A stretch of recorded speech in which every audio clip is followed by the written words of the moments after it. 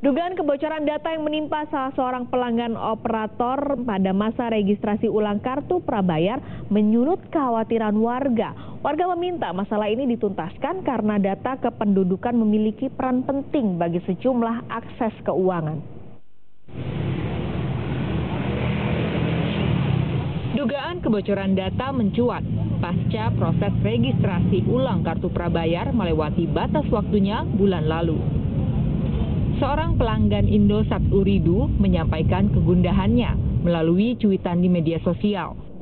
Pasalnya, nomor induk kependudukan dan kartu keluarga miliknya digunakan oleh lebih dari 50 nomor yang tidak ia miliki. Pihak Indosat langsung merespon dan membersihkan nomor-nomor siluman itu.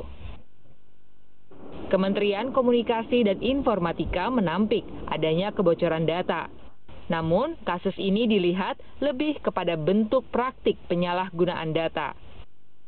Masyarakat diingatkan menjaga data identitas mereka agar tak digunakan oleh pihak-pihak tertentu untuk mendaftar nomor-nomor prabayar tak dikenal, apalagi saat melakukan pendaftaran ulang.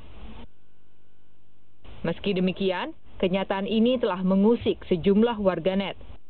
Sebagian dari mereka ingin masalah ini segera dituntaskan dan pelaku ditemukan. Jika jatuh di tangan yang salah, data kependudukan rawan disalahgunakan.